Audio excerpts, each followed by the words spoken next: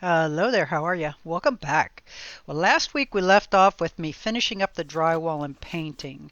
This week's video is getting the sink installed, the plumbing, the vent, and the water supply, the faucet, the whole deal. So the first thing I had to do here was cut the hole to install my access door that I purchased off of Amazon. These things are pretty cool. They come in multiple sizes.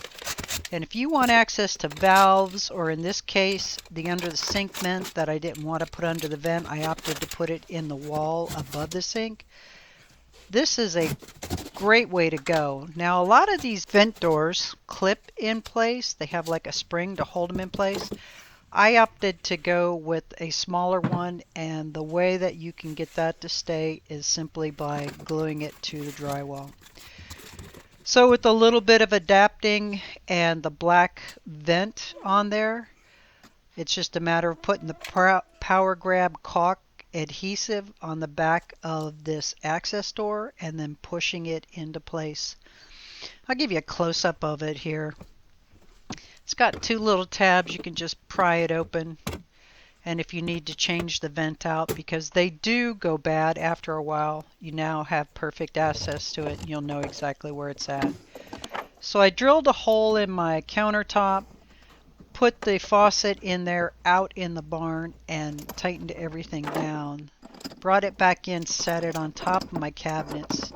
And now I'm just connecting the water supply lines. Now just know, when you're connecting those supply lines, don't over tighten them. It's better to go a little bit under and then tighten it down afterwards.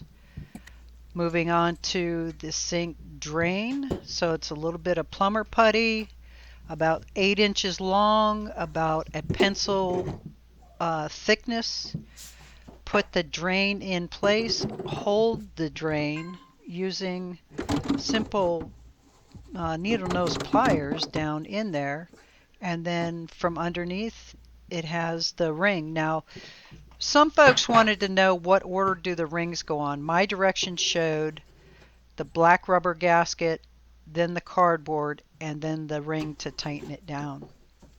So once I got that all tightened in place, it was just a matter of going ahead, putting the plug in, putting water on it, just so we get a pretty good overview while I'm attaching the rest of this, if we're going to have any leaks. Not links, leaks. This is real straightforward. It's an 1.5 inch, pea drain trap. I had to kind of MacGyver it a little bit with the distance of the farm sink coming off of the wall. They didn't have a long enough straight piece to go over there. This worked actually better than I could have ever hoped for. And then, as you'll see here in just a minute, I went ahead and put a level on that pipe just to make sure there was some downward drain, so I wouldn't have any standing water like angled back towards the P-trap. Now with dry hands, just if you run your fingers around all of your joints, you can see if there's any water on there at all, which came up totally dry. So that means this thing is basically good to go as far as leaks. I did go ahead, put a paper towel under there just to let it sit even longer.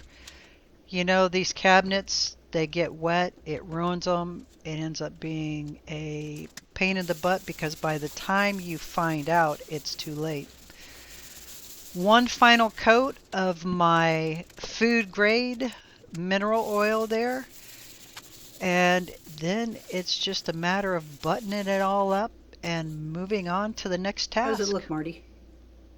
Does it look good? Alrighty then. I want to thank you all for stopping by. Have an absolutely wonderful and blessed week. I'll see you next time. Take care. Yeah.